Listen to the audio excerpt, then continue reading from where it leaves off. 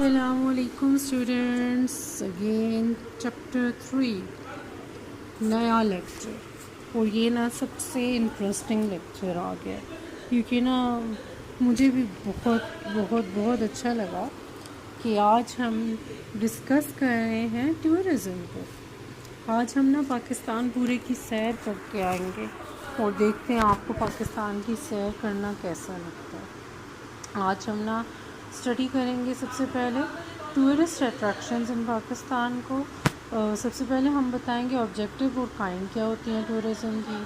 شمالی علاقوں میں جائیں گے، پنجاب میں جائیں گے، تاریخی راستوں سے گزریں گے، خیبر پختونخوا سے گزریں گے، اسکندر اعظم کے بارے میں کچھ انفارمیشن ہوگی، سندھ اور بلوچستان تک ہم نا اپنے سفر کو جاری رکھیں گے. تو ہم نا اپنے سفر کا آغاز جب ہم کر رہے ہیں تو اس میں سب سے پہلے ہم نا آبجیکٹیوز یا مقاصد پہ بات کرتے ہیں. سیاحت جب بھی ہم کرتے ہیں نا اس کے 3 ریزنز ہوتے ہیں. یا تو ہم نے انویسٹیگیشن کرنی ہے، یا تو ہم نے معلومات میں اضافہ کرنا ہے، حصول علم کرنا ہے، یا تو تفریح ریکریشن کے لیے ہمارے ٹرپس جاتے ہیں. اور پاکستان میں اگر ہم دیکھیں کہ ٹورسٹ اٹریکشنز کی کائنڈس کیا ہیں تو وہ 3 ہیں: آرکیولوجیکل سائٹس، آثار قدیمہ، ہسٹوریکل بلڈنگز، تاریخی عمارات، ہیلتھ اینڈ ریکریشن ریزورٹس، صحت افزا اور قابل دید مقامات. اب جب آگے آپ اسٹڈی کر رہے ہیں تو ایک ٹارگٹ جو ہے وہ یہ ہے کہ پورا لیکچر جب آپ غور سے سنیں گے تو آپ نے ان 3 کائنڈس میں ڈیوائڈ کرنا ہے.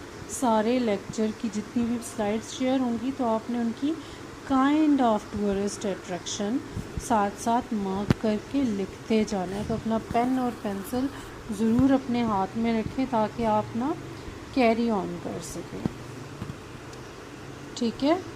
وہاں پہ ہم جب ٹورسٹ اٹریکشنز کو دیکھتے ہیں وہاں پہ جغرافیکل فیچرز بھی دیکھتے ہیں، کیسے اینیملز اور پلانٹس ہیں، سین کیسا، بیوٹی کیسی ہے، کلائمیٹک کنڈیشن کیسی ہے.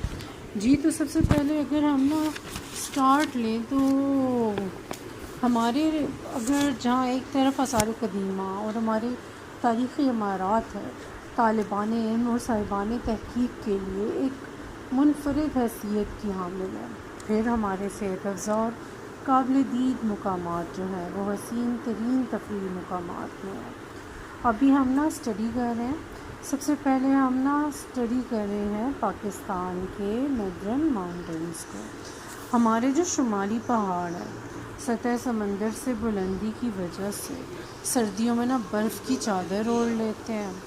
شدید جب سردی ہوتی ہے تو نومبر سے فروری تک نا یہاں پہ زندگی نہیں چل سکتی. ہزاروں کی تعداد میں لوگ اپنے مویشی لے کے میدانوں میں آتے ہیں. لیکن جیسے ہی موسم بہار آتا ہے، زندگی کی رونقیں آتی ہیں تو واپس چلے جاتے ہیں. تو نہ صرف ان علاقوں کے باسی اپنے گھروں میں آتے ہیں بلکہ جیسے جیسے گرمی میں اضافہ ہوتا ہے تو پاکستان کے اندر اور انٹرنیشنل ٹورسٹ بھی پاکستان میں آتے ہیں اور اس بے مثال قدرتی حسن اور سحر انگیز موسم سے لطف اندوز ہوتے ہیں. آپ کے پنجاب سرحد میں اکثر مقامات 6 سے 8 ہزار فٹ کی بلندی پر ہے اور یہاں پہ آب و ہوا بڑی خوشگوار ہوتی ہے. ٹھیک ہے. یہ ہم نے کچھ میپ اسٹڈی دی جن میں ہمارے ماؤنٹین کے نام بھی آ رہے ہیں. سب سے پہلی پکچر ریکگنائز کیجیے جی، مری صوبہ پنجاب کے تفریحی مقامات میں سب سے پہلا آپ دیکھ رہے ہیں مری. اور آگے چل کے میں اگر آپ کو بتاؤں تو پٹریاٹا بھی آئے گا. مری کے ساتھ 60-70 کلومیٹر کے اندر مزید بلندی پہ جائیں تو پھر کے پی کی حدود شروع ہو جاتی ہے. تو کے پی میں ہے ایوبیا، خانس پور، نتھیا گلی. ٹھیک ہے. یہ پھر کے پی میں وادی کاغان، سوات، انتہائی حسین ترین وادیاں، سب کی تصویریں نا آپ کے ساتھ شیئر ہو رہی ہیں. ٹھیک. پھر اگر وادی کاغان میں انتہائی بلندی پہ جائیں گے تو جھیل سیف الملوک، اس کو نا 7 ونڈرز آف دا ورلڈ میں سے ایک ورلڈ ونڈر کہتے ہیں اور یہاں پہ پہنچنا خواب کی طرح ہے، حسین خواب کی طرح ہے. پھر شوگراں اور سری پائے اگر آپ دیکھیں تو یہ بھی ہیں. پھر سیدو شریف، بحرین، مرغزار، وادی کلام، سوات، یہ سب بڑے خوبصورت جگہ ہیں. پھر مالم جبہ اور میاں دم نئے سیاحتی مقامات ہیں. آئی ہوپ آپ سب کو اچھے لگ رہے ہوں گے. دیکھیے غور سے اور اپنا فیوریٹ مقام بھی بتائیے گا. ابھی تک آپ نے جتنے دیکھے ہیں نا ان کی کائنڈ بھی بتائیے گا. لیکن یہاں پہ میں ساتھ ہی ڈسکلوز کر دوں، یہ ہیں صحت افزا اور قابل دید مقامات. جی اب تھوڑا سا نا ہم یہ دیکھیں خیبر پاس سے گزرے. جو بھی نا اب ہسٹوریکل روٹس کی بات ہو جاتی ہے تو جو بھی نا سیر کرنے والے آ رہے ہیں انہیں تاریخ، اگر ہسٹری انہوں نے اسٹڈی کی ہو تو تاریخی راستوں سے نا جب یہ جیسے گزرتے ہوئے محسوس کرے گا کہ ماضی کی دھند میں جو لپٹے ہوئے اجنبی زمانے تھے وہاں پہ چلے جاتے ہیں. افغانستان سے انٹر ہوں گے جی. طورخم بارڈر یہ آپ کو نا دکھائی دے رہا ہے. تو یہاں پہ داخل ہوتے ہیں تو پہاڑی خشک گزرگاہیں ہیں جو آپ کو دکھ رہی ہیں. تو یہاں سے پشاور میں انٹر ہونے والے فاتحین آئے، تجارتی قافلے آئے. یہ جو راستے آپ کو دکھ رہے ہیں نا ان سے بہت ساری اقوام گزر کے آئی تھیں، جن میں سے تھے آریا، سیتھین، پارتھین، یونانی، بیکٹیرین، ہنز، کشان، ترک، منگولز اینڈ مغلز. سارے انہی راستوں سے گزر کے ساؤتھ ایشیا میں آئے تھے. کے پی کا نا صدر مقام پشاور. پشاور دیکھیں جی، کے پی کا صدر مقام پشاور جو قلعہ بالا حصار کے تانبے کے منقش برتنوں، کڑھائی، شیشے سے مزین واسکٹوں، چپل چپلی کباب کی خوشبو بھرے بازار، قصہ خوانی بازار، ایک افسانوی حیثیت. پشاور جو ہے نا یہ ایڈمنسٹریٹو سینٹر ہے کے پی کا، اور اس کا پرانا نام ہے پشکلاواتی. یہ نا چارسدہ کے پرانے نام کے طور پر تھا، اور اس کا نام کشان کنگ جو تھے ان کا نام تھا کنشکا. انہوں نے اس کا نام پوشو پورا رکھ دیا تھا، اور اب اس کو پشاور 2nd سینچری میں اس کا نام رکھا گیا تھا. یہ جی قلعہ بالا حصار ہے آپ کے سامنے. تو یہ جو ہے اسے بالا حصار فورٹ بھی کہتے ہیں، اور یہ 7th سینچری میں ایکسپلورر نے ایکسپلور کیا تھا زوان زینگ. اور یہاں پہ شاہی زندگی ہوتی تھی، ٹھیک ہے، درانی امپائر کی. 1747 تک نادر شاہ درانی، احمد شاہ درانی. تو یہ احمد شاہ درانی اور نادر شاہ درانی نے نا یہ قلعہ فتح کر لیا تھا، اور اسے 1849 میں اوپن کیا گیا تھا. اچھا جی، یہ سکندر اعظم دکھ رہے ہیں آپ کو، ٹھیک ہے، یونانی فاتح تھے، اور انہوں نے نا دریائے سندھ کو اس مقام پہ عبور کیا تھا جہاں پہ اٹک کا پل تھا. پشاور سے پاکستان کے جدید ترین ہم نا دارالحکومت اسلام آباد کی طرف جب جاتے ہیں تو ٹیکسلا کے کھنڈرات آ جاتے ہیں 16 کلومیٹر پہ. اور یہ جو ہیں یہ اشوکا کا ٹائم کا نا ہمیں بتاتے ہیں آرکیولوجیکل سائٹ، ٹھیک ہے. بدھ مت کا حکمران تھا عظیم اشوک، اس کی یادگاریں آج بھی یہاں پہ نا محفوظ ہیں. ٹیکسلا کے بعد ہم جا رہے ہیں جی وادی کے پی کے صدر مقام پشاور کے بعد ہم پنجاب میں یہی حیثیت دیکھیں تو ملتان کی ہے، ٹھیک ہے. اور اس کے ساتھ ہی آپ کو بہاول پور سٹی بھی دکھ رہی ہے. پھر بہاول پور کے بعد قصور، اور اس کے بعد ہے ضلع سرگودا میں بیرا، ٹھیک ہے. یہ سب تاریخی مقامات ہیں اور ان سب کی ہسٹری میں نے دی ہے، آپ نے اسٹڈی کرنی ہے. اس کے بعد جی اگر ہم دیکھیں گے یہ وادی سون، یہ ضلع خوشاب میں ہے. سکیسر یہاں پہ نا سب سے اس کا خوبصورت اور صحت افزا مقام ہے. یہاں پہ کیونکہ لاہور اسلام آباد موٹر وے بنایا گیا ہے M2، تو یہاں سے جو موروں کی وادی ہے کلر کہا، وہاں تک پہنچنے کا راستہ بھی آسان ہو چکا ہے. ٹھیک ہے، انٹر ہو جاتے ہیں جی صوبہ سندھ میں. ساحلی علاقہ کراچی، گرمی سردی معتدل موسم. اسی لیے کراچی میں نا جو سیاح آتے ہیں نا وہ کہتے ہیں زیادہ تر سردی کے سیزن میں جائیں گے. تو یہاں پہ اگر ہم دیکھیں تو ہاکس بھی ہے کلفٹن میں، بہت زیادہ خوبصورت خوش منظر ساحلی تفریح گاہیں ہیں. پھر ساتھ ہی منورہ کا جزیرہ ہے.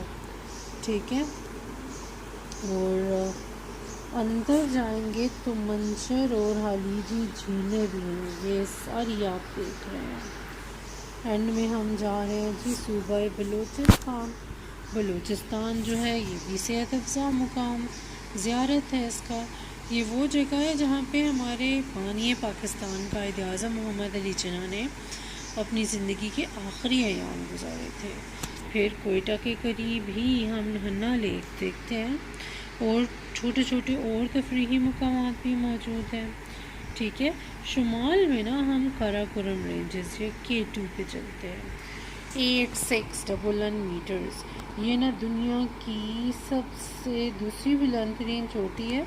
ویسے ماؤنٹ ایوریسٹ جو نمبر 1 پہ ہے نا اس پہ چڑھنا آسان ہے، K2 پہ چڑھنا بہت مشکل ہے، کیونکہ K2 پہ جو چڑھنے والے ہوتے ہیں نا اکثر وہ زندہ واپس نہیں آتے، کیونکہ یہ ٹیکنیکلی بہت زیادہ ڈیفیکلٹ پیک ہے، اور یہاں پہ چڑھنے کے لیے بہت زیادہ ہمت چاہیے، بہت زیادہ حوصلہ چاہیے، کیونکہ یہ بہت زیادہ مشکل سرزمین ہے. جاتے ہیں جی چترال. چترال میں نا 3 وادیاں ہیں، بمبوری، ترمبور، بیریئر. یہاں کے جو یہ وادیاں آپ دیکھ رہے ہیں نا ان کے مکین جو ہوتے ہیں کیلاش یا کافر ہوتے ہیں. ٹھیک ہے، یہ کیلاش لوگ آپ کو کچھ دکھ بھی رہے ہیں. وادی ہنزا میں پہنچ جاتے ہیں جی.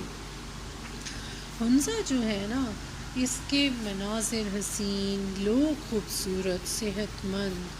ہنزا میں آپ کو پتہ ہے ایک اسپیشلٹی کیا ہے، یہاں کے لوگوں کی اوس عمر پوری دنیا میں سب سے زیادہ ہوتا ہے. یہاں پہ انہوں نے شاہراہ قراقرم، یہ آپ دیکھ رہے ہیں، تعمیر کی ہے، جہاں پہ شاہراہ ریشم کی تجارت بھی کی ہوتی تھی.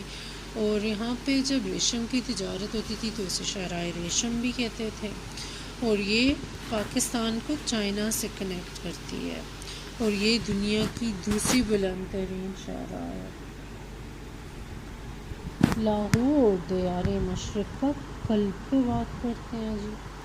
لاہور ایک تہذیبی اور روحانی شہر ہے. یہاں پہ عظیم صوفی بزرگ حضرت مجدد الف ثانی انہوں نے فرمایا کہ لاہور شہروں کا قطب ہے. لاہور میں مغل عہد کی یادگاریں ہیں، شاہی قلعہ، بادشاہی مسجد، شالامار باغ، جہانگیر اور شاہجہاں کا مقبرہ سب آپ دیکھ سکتے ہیں. برطانوی عہد کی یادگار سڑک دیمال، شاہراہ قائد اعظم بھی دکھ رہی ہے آپ کو. اور پھر وہیں پہ گورنمنٹ کالج ہے اور پنجاب یونیورسٹی ہے.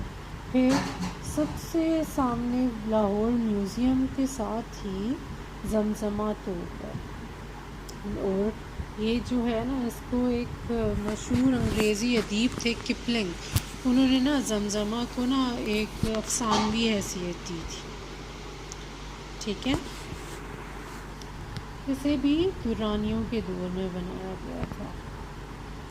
موئنجو ڈارو، سرسبز پنجاب اور ہڑپا، پھر صحرائی پنجاب، مدینہ الاولیاء ملتان، کھجوروں میں گھرے ہوئے بہاولپور.